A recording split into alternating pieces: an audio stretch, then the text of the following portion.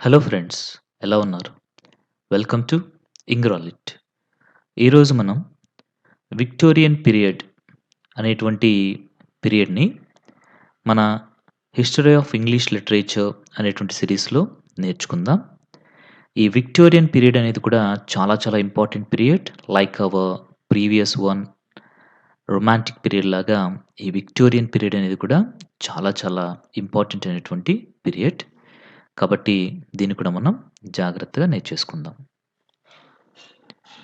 ఈ Victorian period అనేటువంటిది 1837 నుండి 1901 ఏడీ వరకి ఉంటుంది. దీనికి ఈ విక్టోరియన్ ఏజ్ అనేసి పేరెందుకొచ్చింది అంటే, the rain of queen Victoria అంటే క్వీన్ విక్టోరియా పరిపాలించినటువంటి కాలం కాబట్టి, ఈ పీరియడ్‌కి ద విక్టోరియన్ పీరియడ్ అనేసి నేమ్ రావడం జరిగింది. The Victorian age was the next golden period of Britain after the Elizabethan period. So మనకి ఎలిజబెథన్ పీరియడ్‌ని గోల్డెన్ పీరియడ్ అనేసి అంటుంటారు. So the second golden period లేదా the next golden period after the Elizabethan period that is Victorian period.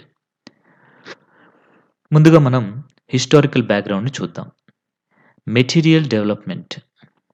Huge improvements in technology due to industrial revolution. Brimming with commercial energy and prosperity. So ముందుగా resources అనేటువంటివి బాగా use చేసుకొని, ఈ industrial revolution వల్ల technology అనేది బాగా పెరిగి, so చాలా ప్రొడక్షన్ అనేటువంటిది రావడం జరిగింది చాలా వస్తువుల్లో. నెక్స్ట్ ఏంటి అంటే brimming with commercial energy and prosperity.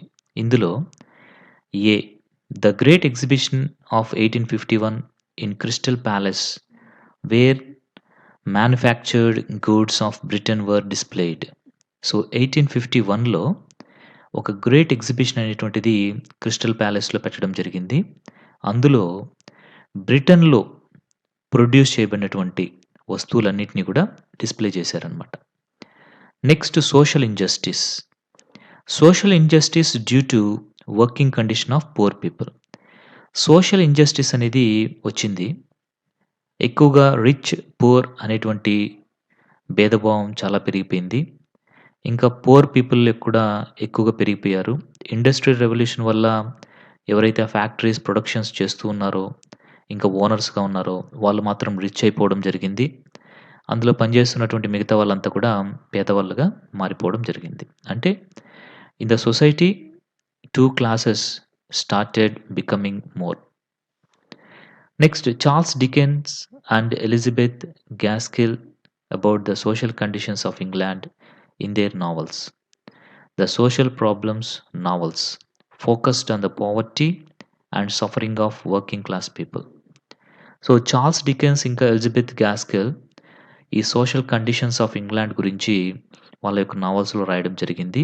వీటిల్ని ద సోషల్ ప్రాబ్లమ్స్ నావెల్స్ అనేసి అంటారు.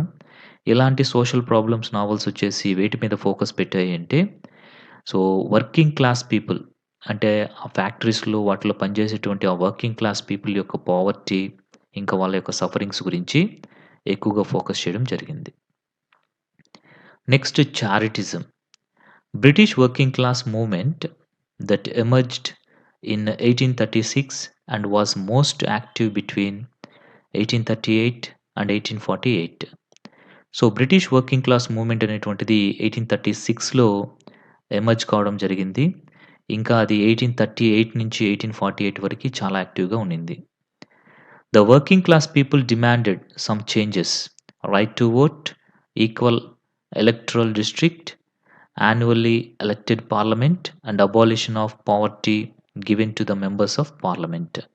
సో వర్కింగ్ క్లాస్ పీపుల్ అంతా కూడా ఈ వర్కింగ్ క్లాస్ మూవ్‌మెంట్ ద్వారా వాళ్ళ యొక్క డిమాండ్స్‌ని పెట్టారనమాట.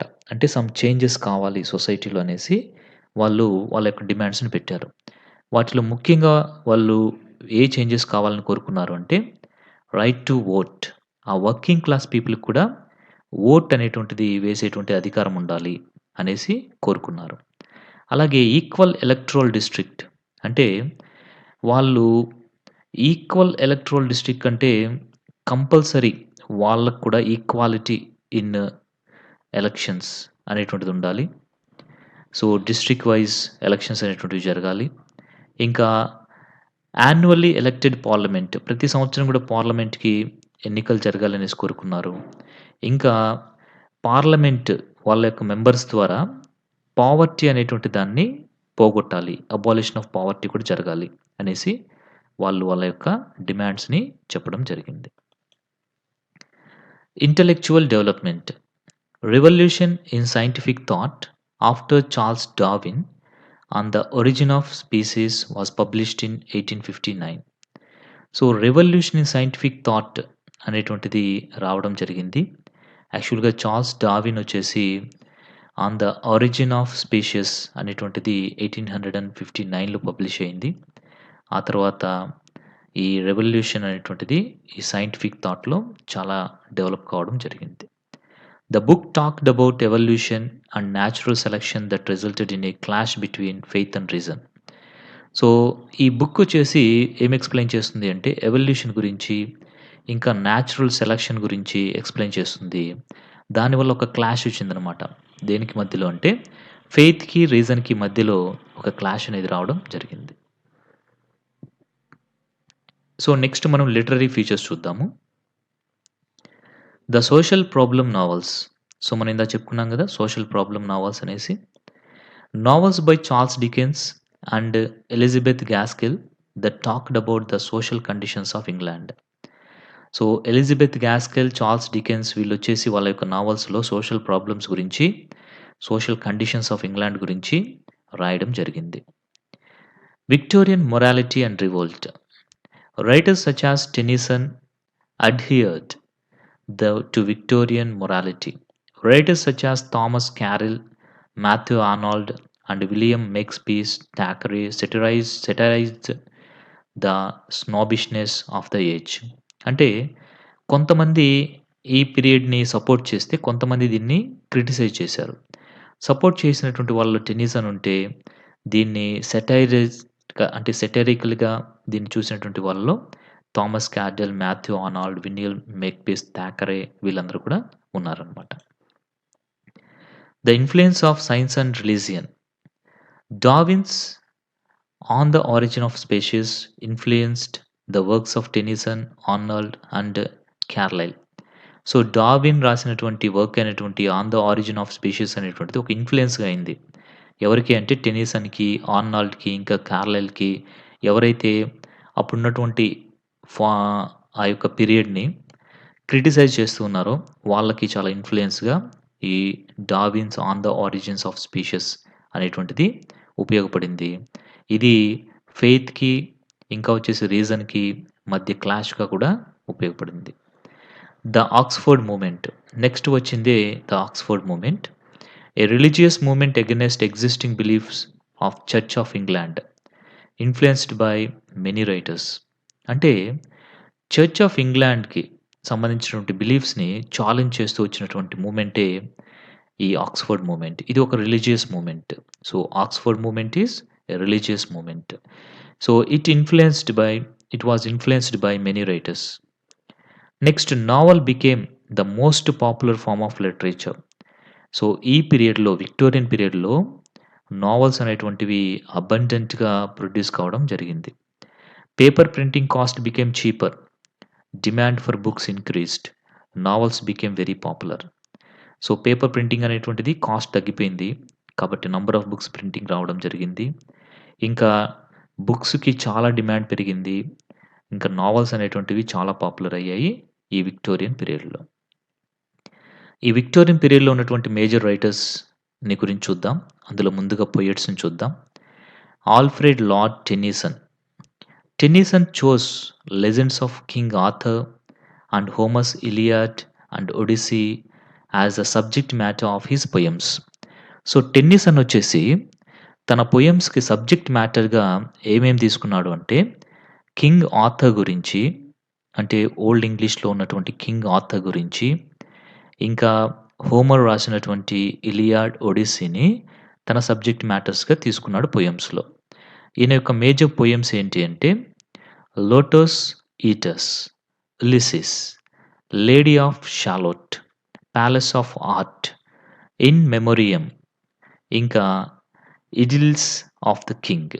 సో, ఇవన్నీ కూడా ఆల్ఫ్రెడ్ టెన్నిసన్ యొక్క పోయెమ్స్ అనమాట.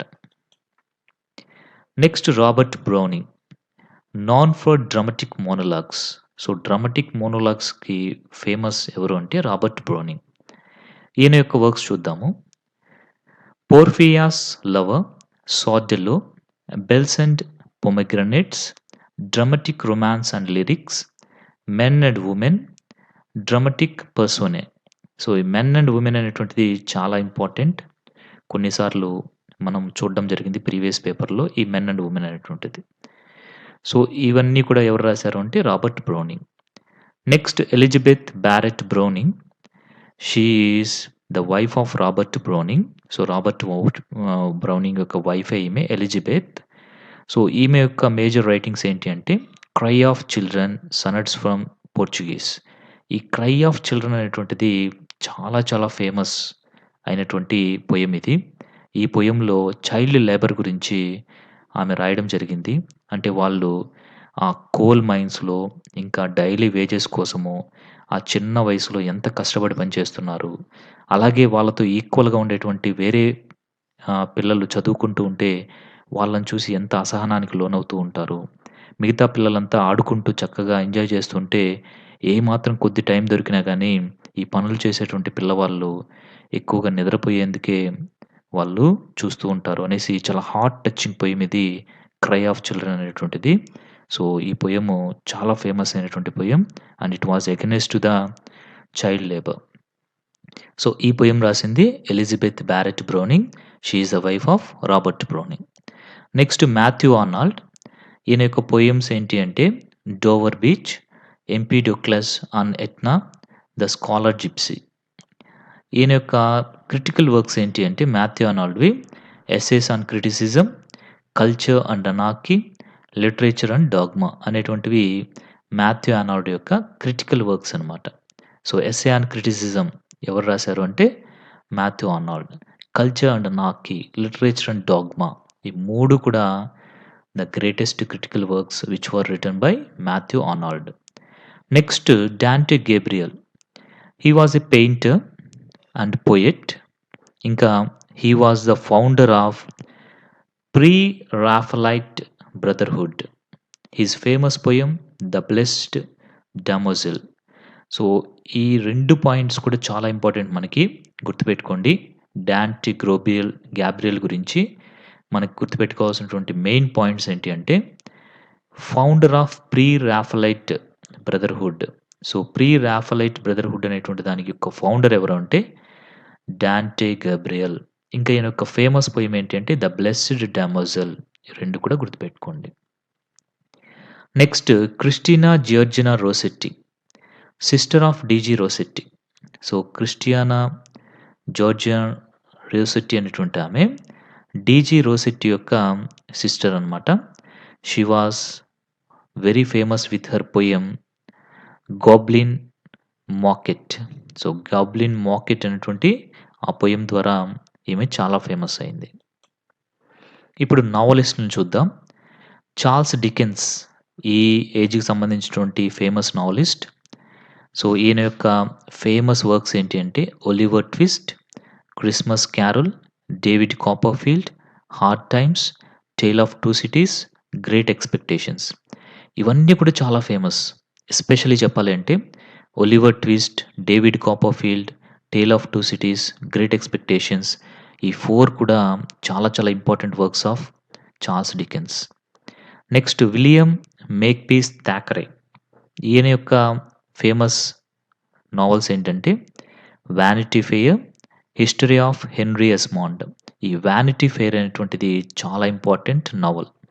So, this 'vanity fair' was written by William Makepeace Thackeray.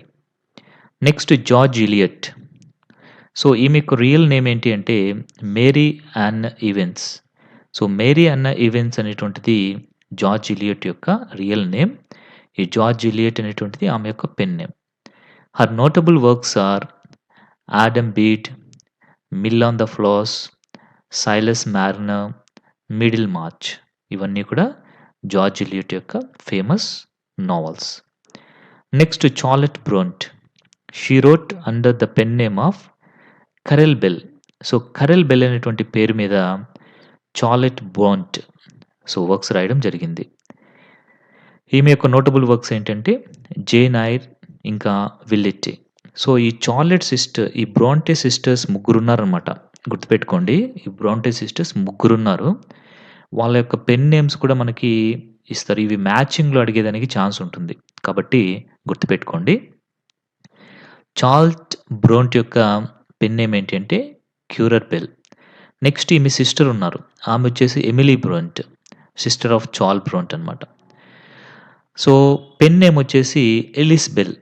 So, Emily, Ellis Bell గుర్తుపెట్టుకోండి. Emily, Ellis Bell. ఇక్కడ ఎమిలీలో ఈ ఉంది కదా! కాబట్టి ఇక్కడ కూడా ఏమొచ్చింది? ఈ వచ్చింది. అలాగే చార్లెట్‌లో సి ఉంది కదా! ఇక్కడ కూడా ఏమొచ్చింది? కరర్ సి అనేది వచ్చింది. ఇలా గుర్తుపెట్టుకోండి. ఈజీగా ఉంటుంది. ఈమె యొక్క నావెల్ ఏంటి అంటే 'వుదరింగ్ హైట్స్'. 'వుదరింగ్ హైట్స్' అనేటువంటిది ఎమిలీ బ్రోంట్ రాసింది. ఇంకొక సిస్టర్ ఉన్నారు. ఆమొచ్చేసి యానీ బ్రోంట్. ఈమొచ్చేసి sister of Charlotte and Emily. ఈమె యొక్క పెన్ నేమ్ ఏంటంటే యాక్షన్ బెల్. ఈజీగానే గుర్తుపెట్టుకోవచ్చు. ఎందుకంటే ఈమె యానే కాబట్టి ఇక్కడ ఏ ఉంది. ఇక్కడ కూడా యాక్షన్ బెల్ అనే దాంట్లో ఏ ఉంది. సో, ఈమె రాసింది ఏంటంటే ఆగ్నెస్ గ్రే అనేటువంటిది ఈమె రాసిందనమాట. సో, వీళ్ళ ముగ్గురు కూడా సిస్టర్స్. ఎవరు అంటే యానీ బ్రోంట్, ఇంకా వచ్చేసి ఎమిలీ బ్రోంట్, చార్లెట్ బ్రోంట్ వీళ్ళ ముగ్గురు కూడా సిస్టర్స్. వీళ్ళ ముగ్గురు కూడా వాళ్ళ పేర్లతోటి రాయలేదు. వాళ్ళ యొక్క పెన్ నేమ్స్ తోటి రాశారు. వాళ్ళ యొక్క పెన్ నేమ్ చార్లెట్ బ్రోంట్‌కొచ్చేసి కొరెర్ బెల్, ఎమిలీ బ్రోంట్‌కొచ్చేసి ఎలిస్ బెల్, ఇంకా యానీ బ్రోంట్‌కొచ్చేసి యాక్షన్ బెల్. ఓకేనా? ఈజీగా మనం గుర్తుపెట్టుకోవచ్చు. వాళ్ళ నేమ్‌లో ఉండేటువంటి ఫస్ట్ లెటరే వాళ్ళ యొక్క పెన్ నేమ్‌లో ఉండేటువంటి ఫస్ట్ లెటర్ అనేది గుర్తుపెట్టుకోండి. ఈజీగా గుర్తుపెట్టుకోవచ్చు. Okay. Next Thomas Hardy. His novels are set in a semi fictional region called Wessex. ఇది చాలా చాలా ఇంపార్టెంట్ అనమాట. ఈ వెసెక్స్ అనేది ఏంటి అనేసి అడిగినటువంటి సందర్భాలు ఉన్నాయి ఆల్రెడీ. సో, వెసెక్స్ అంటే ఏ సెమీ ఫిక్షనల్ రీజియన్. దాన్ని వెసెక్స్ అంటారు. సో, ఇదంతా కూడా అసలు ఎవరు రాసారు? ఈ వెసెక్స్ అనే దాన్ని ఎవరు క్రియేట్ చేసుకున్నారు అంటే థామస్ హార్డీ. ఈయన యొక్క నోటబుల్ వర్క్స్ ఏంటంటే 'far from the madding crowd', 'mayor of the Casterbridge', 'Tess of the d'Urberville', 'Jude of obscure'. ఈ 'mayor of the Casterbridge', 'Tess of the d'Urberville' ఈ 2 కూడా famous works of Thomas Hardy. Next Lewis Carroll. ఈయన యొక్క real name ఏంటంటే Charles Lutwidge Dodgson. 'Alice in the wonderland' అనేటువంటిది ఈయన రాసినటువంటి work. 'Alice in the wonderland' ఉంది కదా! సో, మనకి సినిమాలు కూడా మూవీస్ కూడా చాలా రావడం జరిగింది. నేమ్ పైన. ఇంకా కార్టూన్స్, నార్మల్ మూవీస్ రావడం జరిగింది. దీన్ని రాసింది ఎవరు అంటే Lewis Carroll. So, Lewis Carroll యొక్క రియల్ నేమ్ ఏంటి? Charles Lutwidge Dodgson. ఓకేనా? ఇది గుర్తుపెట్టుకోండి. లెవిస్ కార్ల్ అనేటువంటిది గుర్తుపెట్టుకోండి. 'Alice in wonderland'. Next Arthur Conan Doyle. So, Arthur Conan Doyle వచ్చేసి 'షెర్లాక్ హోమ్స్' అనేటువంటి ఒక నావెల్ రాయడం జరిగింది. ఇది చాలా చాలా ఫేమస్. అంటే ఇది ఒక డిటెక్టివ్ నావెల్ అనమాట. ఈ 'షెర్లాక్ హోమ్స్' అనేటువంటిది డిటెక్టివ్. ఈయన డిటెక్టివ్ 'షెర్లాక్ హోమ్స్'. సో, వచ్చినటువంటి కేసెస్ అన్నీ కూడా ఆయన చాలా ఆహ్, బాగా సాల్వ్ చేస్తూ ఉంటాడు. వాటిల్లో కొన్ని డేంజర్స్ కూడా అతను ఫేస్ చేస్తూ ఉంటాడు. సో, మనకి 'హౌండ్ ఆఫ్ బాస్కర్విల్స్' అనేసి ఇంతకుముందు ఒక నాన్ డీటెయిల్ ఉండేది 10థ్ క్లాస్‌కి ఓల్డ్ సిలబస్‌లో. అది రాసింది ఎవరు అంటే ఈ ఆర్థర్ కానన్ డాయిల్. ఈ 'షెర్లాక్ హోమ్స్' అనేటువంటి సీరీస్‌లోనే ఆ 'హౌండ్ ఆఫ్ బాస్కర్విల్స్' కూడా రావడం జరిగింది. Okay. Okay. Right. So, 4 novels అనేటువంటివి ఆర్థర్ కానన్ డాయిల్ రాశారు. అందులో very very famous one 'Sherlock Holmes'. 56 stories అనేటువంటివి ఈ 'షెర్లాక్ హోమ్స్‌లో' ఉంటాయి. It is a detective novel. Okay. Next prose writers చూద్దాము. Thomas Carlyle. He coined the term 'conditions of England'. So, 'conditions of England' అనేటువంటి టర్మ్‌ని coin చేసింది ఎవరు అంటే థామస్ కార్లైల్. ఈయన రాసినటువంటి మెయిన్ వర్క్ ఏంటంటే 'సర్టర్ రిసార్టస్' అనేటువంటిది ఈయన రాసినటువంటి main work. Next Thomas Babington Macaulay. Yes, Macaulay minutes మనకు గుర్తుండిపోతుంది కదా! ఆయనే ఈయన థామస్ బాబింగ్టన్ మెకాలే. మనకి మెకాలే మినిట్స్ అనేసి చదువుతుంటాం గదా! That person is the same one here we are discussing. He is a British historian. His major works are 'minutes on the Indian education'. So, Indian education పైన రాసినటువంటి 'minutes' అనేటువంటిది ఈయన యొక్క major work అని చెప్పుకోవచ్చు. Next 'history of England from the accession of James II'. Essays on Milton. So, James II నుంచి England యొక్క history నేను రాయడం జరిగింది. ఇంకా 'ఎస్సేస్ ఆన్ మిల్టన్' అనేటువంటి వర్క్. సో, మనందరికి గుర్తుండిపోయేదేంటంటే 'Macaulay minutes' which is the work on the Indian education. ఇంకా ప్లే రైట్స్ కిందకొస్తే 'ఆస్కార్ వైల్డ్'. ఈయన ఒక ఐరిష్ మ్యాన్. ఈయన యొక్క మేజర్ వర్క్స్ ఏంటంటే 'importance of being earnest', 'a woman of no importance', 'సోలమ్', 'Lady Windermere's fan'. So, ఇవన్నీ కూడా చాలా important. Especially 'importance of being earnest' అనేటువంటిది చాలా చాలా ఫేమస్ ప్లే అనమాట. He wrote a famous novel 'picture of Dorian Gray'. ఇది కూడా గుర్తుపెట్టుకోండి. 'Picture of a Dorian Gray' అనేటువంటి నోవెల్‌ని ఎవరు రాశారు అంటే ఆస్కార్ వైల్డ్ రాయడం జరిగింది. ఓకే. సో, ఇక్కడితో మనకి ఈ విక్టోరియన్ పీరియడ్ అనేటువంటిది కంప్లీట్ అవుతుంది. So, maximum very very important writers అందరిని కూడా ఈ వీడియోలో నేను కవర్ చేయడం జరిగింది. సో, వాళ్ళు రాసినటువంటి వర్క్స్‌ని కూడా ఇక్కడ ఇవ్వడం జరిగింది. మెయిన్ ఇంపార్టెంట్ వర్క్స్‌ని ఇవ్వడం జరిగింది. సో, వీటిని మనము చాలా చక్కగా గుర్తుపెట్టుకున్నాము అంటే we can get good marks in our Victorian period. About Victorian period quiz కానీ లేదా ఇంకేమన్నా ఉన్నా కానీ మనం మార్క్స్ అనేటువంటివి పొందొచ్చు. అలాగే నెట్, సెట్‌కి కూడా మనకి ఈ విక్టోరియన్ పీరియడ్ పైన చాలా క్వెషన్స్ అనేటువంటివి రావడం జరుగుతుంది. మనకుండేటువంటి పీరియడ్స్ అన్నిట్లో కూడా ఎక్కువ మనకి మార్క్స్ ఎక్కడి నుంచి వస్తాయి అంటే మనం కొంచెం అనలైజ్ చేసాము అంటే we can understand that major marks అనేటువంటివి ఎక్కడి నుంచి వస్తాయంటే ఎలిజబెథన్ పీరియడ్ నుంచి వస్తాయి. ఇంకా రొమాంటిక్ పీరియడ్ నుంచి, ఇంకా మనకి విక్టోరియన్ పీరియడ్, ఇంకా modern and post modern. So, వీటి నుంచే ఎక్కువ క్వెషన్స్ అనేటువంటివి మనకి రావడం జరుగుతూ ఉంటుంది. కాబట్టి ఈ పీరియడ్స్‌ని చాలా డీటెయిల్డ్‌గా చదవాలి. ఓకే. రైట్. ఇది మీకందరికీ చక్కగా ఉపయోగపడింది అనేసి అనుకుంటున్నాను. Thank you very much.